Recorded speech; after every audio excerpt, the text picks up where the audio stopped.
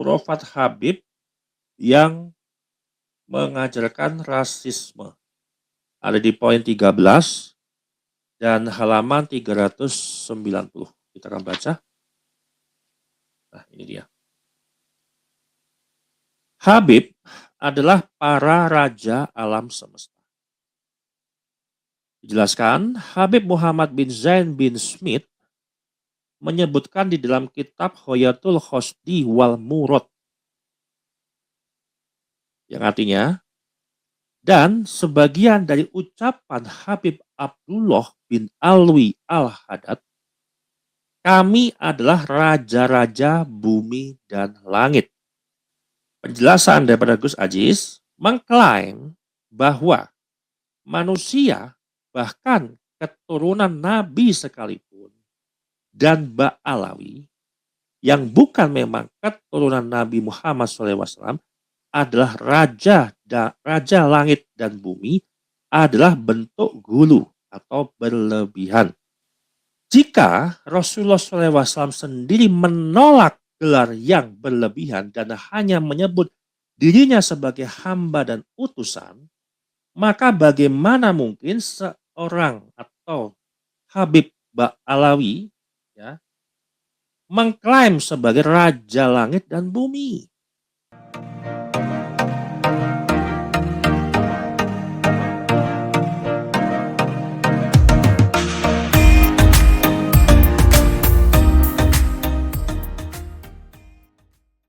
Bismillahirrahmanirrahim. Assalamualaikum warahmatullahi wabarakatuh. Sahabat Charlie dimanapun berada, kita sudah berada di awal tahun 2026, di mana kemarin sudah dijelaskan di penghujung tahun 2025 terkait tentang refleksi tahun 2025 selama 3 tahun polemik nasab, dan bagaimana tema besar nanti yang akan terjadi di tahun 2026 terkait polemik nasab. Dan yang akan saya bahas hari ini ya tentunya terkait tentang bukunya Gus Aziz Jazuli, yang sifatnya saya hari ini adalah melakukan sebuah tekstual analisis ya, tekstual analisis, di mana saya hanya membaca apa adanya yang ada di dalam kitab Ba'alawi yang sudah diterjemahkan oleh Gus Aziz Jazuli dan Ki Haji Nur Ihya Adinur. Namun sebelum saya masuk ke sini, saya ingin mengajak kepada teman-teman semuanya untuk sedikit menarik nafas sebentar. Kita ingin pembahasan kita kali ini bukan pembahasan yang kita dianggap paling suci, itu enggak. Terus pembahasan siapa yang paling berdosa gitu ya. Namun kita sedang bertanya ya, di mana batas antara cinta, penghormatan, dan penyimpangan makna agama. Ini yang perlu kita harus pahami dulu ya. Karena sejarah Islam itu tidak runtuh hanya karena ada ketegangan ataupun ada serangan musuh dari luar, bukan. Tapi sering goyah. Nah, ini sering goyah nih teman-teman, sering goyah, sering kacau gitu ya. Karena ketika simbol itu lebih sakral dari sebuah tauhid itu sendiri. Ini yang menjadi pakem kita dalam pemahaman dalam episode kali ini. Salah satu ungkapan yang hari ini ataupun kalimat yang hari ini bisa kita baca yang sudah beredar di publik dalam bentuk buku yang diberi judul Membongkar Ajaran Khurafat Habaib Ba'alawi yang disusun Gus Aziz Jazuli dan Ki Haji Nur Ihya, ada sebuah kalimat ya, saya membaca saja dari beberapa atau sebagian literatur kitab Ba'alawi. Dengan kalimat Habaib ini adalah raja alam semesta. Kalau kita bicara alam semesta, berarti kan seluruhnya. Berarti apakah itu meliputi langit dan bumi, ya berarti kan keseluruhannya. Nah, kalimat yang ada di dalam kitabnya Ba'lawi terdengar indah. Oh, Raja Habaib Raja Alam Semesta. Itu kan kalimat yang disusun bagus ya. Bagi sebagian orang. Tapi bagi ilmu tauhid dan metodologi teks, ini sebuah alarm yang serius, peringatan yang serius. Ya. Nah, sebelum saya menjelaskan buku ini dikit ya, saya ingin menjelaskan metodologi analisis yang saya lakukan supaya tidak ada pemahaman yang keliru. Dan ini jujur secara akademik, saya tidak menganalisis terkait dengan rasa suka atau benci, tidak suka atau benci. Saya memakai 4 lapis analisis yang bisa diuji oleh siapapun. Ya, kalau kita bicara kan hanya membaca doang. Saya kalau untuk mau dikaji lebih dalam ya penulisnya itu terus aja jangan ya judul iya. Nah, analisis yang saya lakukan ini adalah yang pertama analisis tekstual. Apa bunyi teksnya? Apa redaksi literalnya? Kemudian apakah majas atau hakikat? Kalau dalam ilmu agama, teks tidak boleh diselamatkan dengan sebuah niat, tapi diuji dengan makna. Ini kita bicara analisis secara tekstual. Kemudian analisis tauhid, rububiyah, uluhiyah, asma wa sifat. Ya. Setiap klaim keagamaan itu harus lolos dari satu gerbang. Apakah ini masih menempatkan Allah sebagai pemilik mutlak atau tidak? Karena kan kita yang baca teks hari ini adalah Habaib adalah Raja Alam Semesta. Kemudian analisis historis. Apakah hal ini ya di dalam buku ini dikenal di generasi sahabat atau dikenal di generasi ulama-ulama yang hidup di masanya? Dan apakah Nabi juga pernah memposisikan diri seperti itu atau tidak? Kita kaji kan setelah analisis historisnya. Nah, yang keempat, ini yang bahaya. Kenapa saya harus menganalisis? Nah, pendekatannya terhadap analisis etika publik dan komunikasi media sosial. Ini yang menjadi sebuah dampak ke umat yang awam. Kemudian relasi kuasa simbolik dan produksi ketundukan buta. Ini yang perlu diedukasi. Nah, kita akan bedah ya teks di dalam kitabnya Ba'lawi ya. Itu saya akan bedah di bukunya Gus Aziz ini.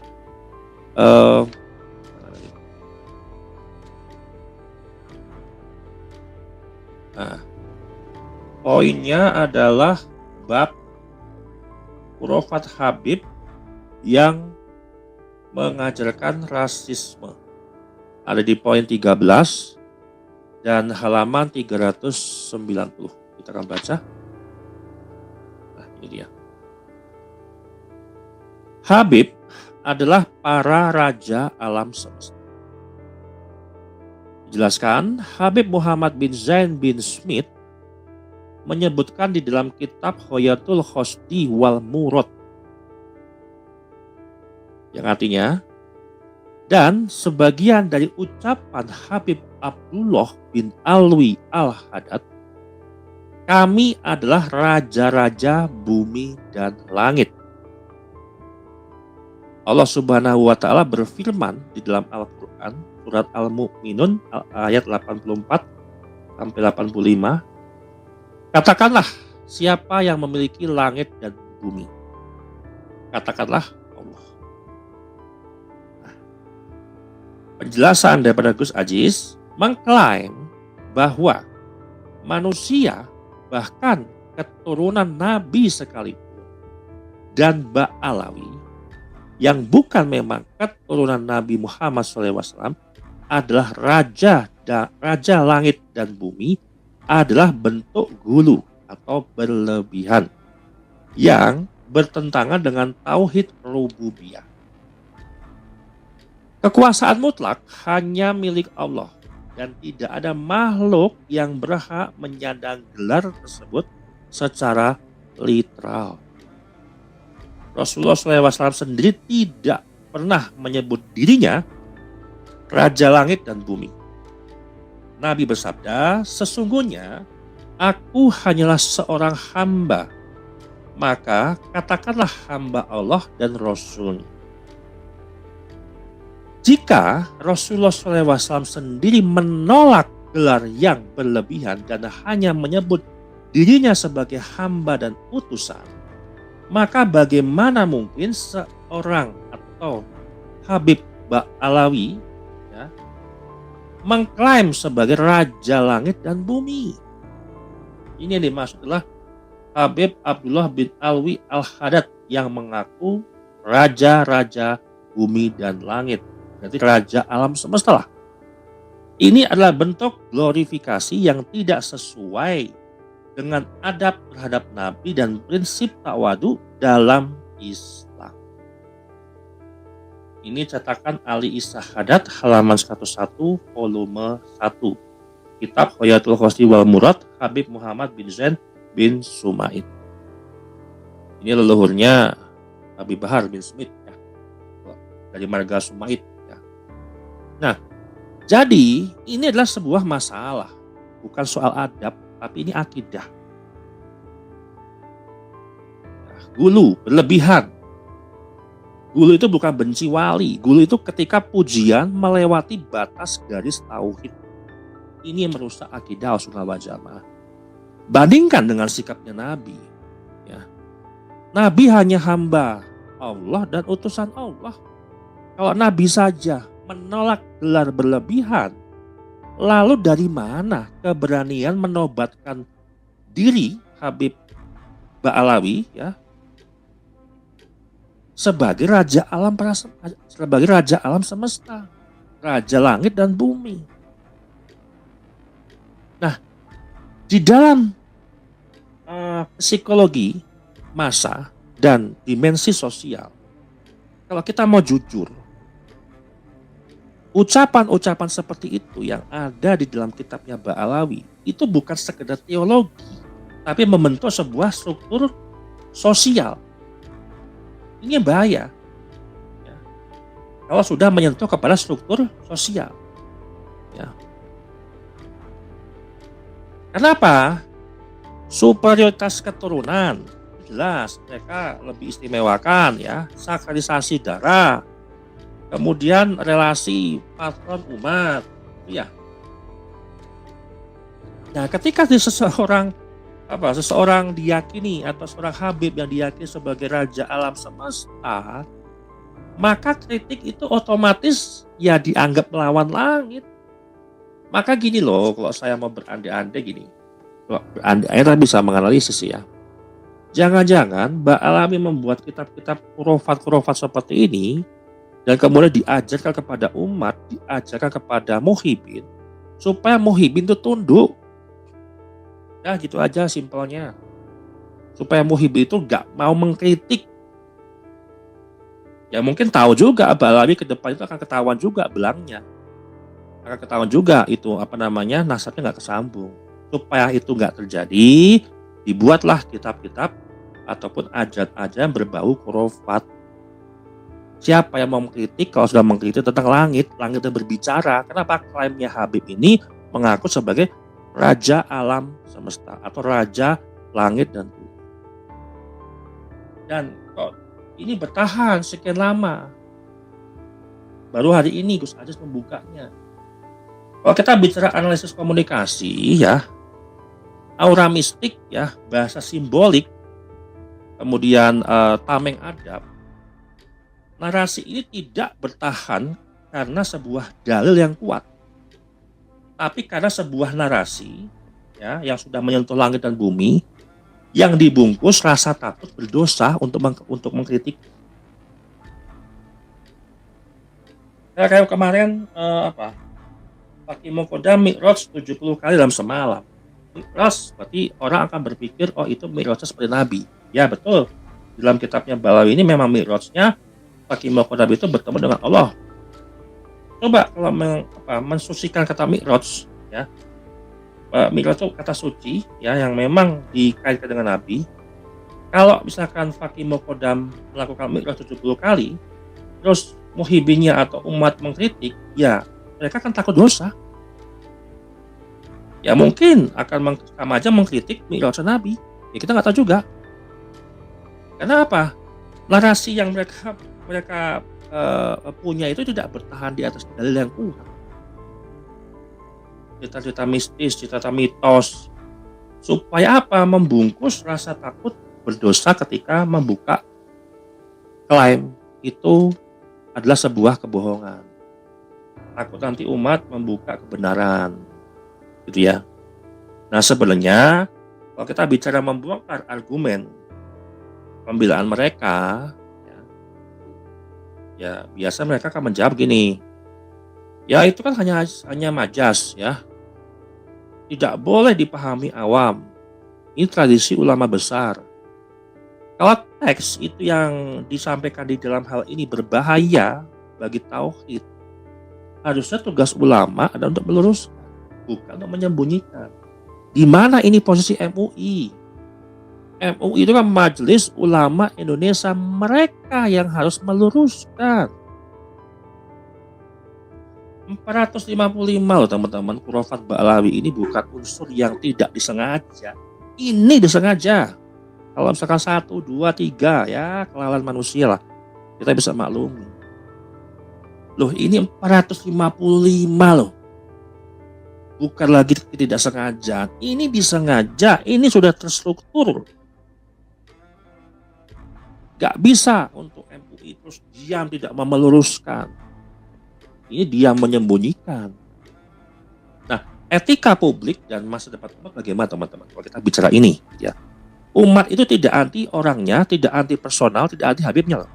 Umat hanya menolak untuk pengkultusan yang melumpuhkan akal. Ini yang harus ditekankan. Hormat tidak harus menyerahkan nalar kita. Cinta tidak harus menanggalkan tauhid. Ini yang jadi masalah. Ini yang jadi masalah etika publik di sosial media. Dan bagaimana masa depan. Untuk itu, ya, kalau hari ini kita diam saja, maka generasi berikutnya, anak cucu kita nanti akan mewarisi agama simbol, bukan agama tauhid. Ketika titik ini bukan untuk merendahkan manusia, tapi meninggikan kembali Allah ke tempat yang tidak boleh diduduki oleh siapapun. Habib yang mengaku mendudukkan sama dengan kedudukan Allah, itulah sesat. Ajarannya sesat. Untuk itu teman-teman kalau mau memiliki buku ini, ya, itu udah di deskripsi. Silakan teman-teman bisa melakukan pre-order. Nanti akan dikirim serentak tanggal 30 Januari 2026. Ya, bulan kemudian lah, akhir bulan ini ya. Jadi, buruan teman-teman, karena sekarang posisinya juga akan di close untuk pre-ordernya. Jadi buru-buru, masih ada waktu sampai dengan tanggal 30 Januari 2026. Dan sebagai penutup, Islam tidak runtuh karena sebuah kritik, tapi Islam runtuh ketika kebenaran tidak lagi boleh dipertanyakan. Demikian dari saya, semoga teman-teman paham dan semoga teman-teman bisa berpikir secara kritis dan sadar terkait khurafat Ba'lawi yang sangat menyesatkan umat. Demikian dari saya kata saya ucapkan wassalamualaikum warahmatullahi wabarakatuh.